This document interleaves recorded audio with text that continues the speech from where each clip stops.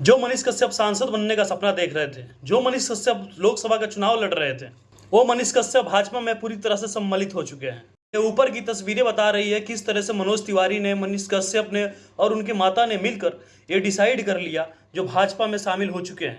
इसी के साथ साथ अब मनीष कश्यप लोकसभा का चुनाव नहीं लड़ेंगे, बल्कि ये चुनाव लड़ेंगे एमएलसी का। और ये बात मैं इसलिए कह रहा हूँ, मनीष कश्यप ने खुद ही इंटरव्यू देते हुए ये बात कहा है। पार्टी ने हमारी बातें मान ली है, पार्टी ने सरसत मंजूर कर लिया है।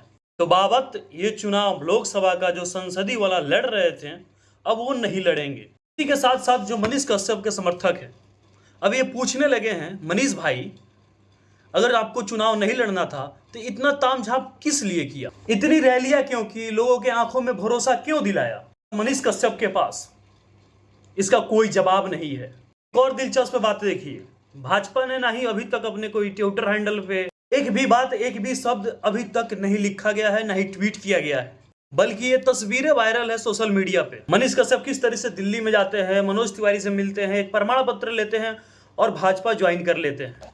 तो बिहार भाजपा ने अभी तक से ट्वीट किया है, ना ही मनोज तिवारी ने ट्वीट किया है, किसी ने भी पोस्ट नहीं किया है, मनीष कश्यप ने खुद से ही पोस्ट किया है।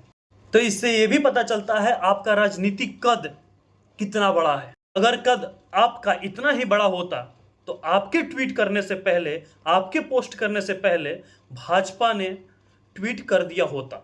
लाखों लोगों के जो साथ खिलवाड़ जो किया है, सवाल तो पूछना बनता है। इन गरीब लोगों के आंखों में आंखें डाल के बोल दीजिए कि हाँ हमने गलत नहीं किया, तो हम मान लेंगे। लोगों के आंखों में आंखें नहीं डाल सकते मनीष कश्यप जी, एक लोगों के भी आंखें में आंखें नहीं डाल के बोल सकते हो कि हाँ हमने गलत नहीं किया। आपने पश्चिमी चंपारण के लोगों के साथ, बिहार के लोगों के साथ खिलवाड़ किया है। आप बीजेपी में शामिल नहीं हुए, आपने बिहार के जनता के साथ खिलवाड़ किया है, चंपारण के जनता के साथ खिलवाड़ किया है। जो चंपारण के जनता के दिमाग में, दिलो दिमाग में जो उम्मीद जगाया था ना, उसके साथ खिलवाड़ किया है। हमें आपके बीजेपी में शामिल होने से कोई ऐतराज नहीं है मनीष कश्यप जी। अगर आप चंपारण के धरती से इलेक्शन लड़ते तो हम मान लेते कि चलो कोई नहीं, लड़ तो चंपारण के जनता के लिए ही रहा है ना, लेकिन एक एमएलसी के टिकट लेकर अब चले आए। एक एमएलसी के चुनाव के लिए आपने समझौता कर लिया, एमएलसी के टिकट के लिए। इतना छोटा ओहदा हो गया आपका। अरे हम आपके फैन नहीं है मनीष कश्यप जी, ना ही बिहार की जनता है, ना ही चंपारण की जनता है। अरे आपके कार्यशैली हमें पसंद थी, कार्य करने की तरीका पसंद थी, आप उसे भी ठुकरा दिए हैं। हमें बीजेपी से कोई दिक्कत नहीं है, हम भी बीजेपी की कार्यशैली की बहुत बड़ी फैन हैं, लेकिन बिहार की जहां विकास की बात आएगी, चाहे कोई भी पार्टी हो, चाहे कोई भी नेता हो, टकरा जाएंगे उससे, क्योंकि हमें बिहार में विकास चाहिए। गरीब लोगों के आंखों में दुख नहीं होना चाहिए। जो लूट के रखे हैं ना, ये खत्म होना चाहिए। सब चीजों को तो खत्म करने का सबसे बड़ा साक्षी हमने आपको माना था, लेकिन आप भी पलट गए। अरे धोखा दिया है मनीष कश्यप जी, ये बहुत चंपारण के लोगों के साथ गलत किया है आपने। एक भी गरीब लोगों के आंखों में आंखें डाल के आप नहीं बोल सकते हैं कि हमने आपके साथ गलत नहीं किया है। 11 रुपया मांग रहे थे ना, 10 वीडियो हम भी बना चुके हैं आपके ऊपर कि हाँ इन्हें चंदा देना चाहिए, इनको, ये अगर पॉलिटिक्स में आ गए ना, पावर में आ गए तो कुछ कर सकते हैं बिहार के लिए। आप भी बदल गए, किस पे भरोसा करेगी भाई?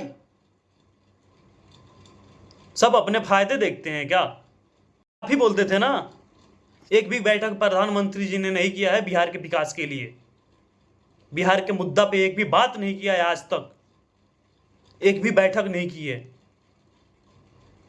आप ही बदल गए। उन मासूम बच्चों का क्या होगा जो आपके पीछे पीछे घूमते थे धूप में?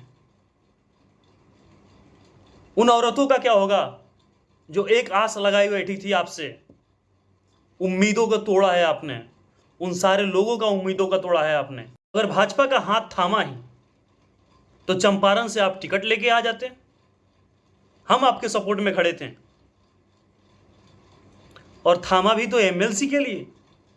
इतना छोटा ओहदा कब से हो गया मनीष कश्यप जी आपका? इतना छोटा ओहदा।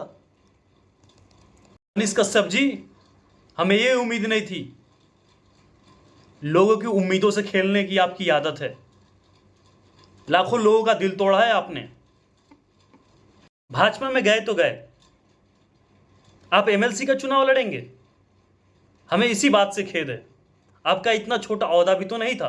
अगले लोकसभा के लिए भी आपने नहीं थामा कि अगले लोकसभा के चुनाव में हमें टिकट मिल जाएगी। उनका जो कद है, मनीष कश्यप को समझना चाहिए था। मनीष कश्यप का कद इतना छोटा भी नहीं कि एमएलसी तक सिमट के रह जाए। मनीष कश्यप का कद कहीं बड़ा था और बड़ा हो सकता था।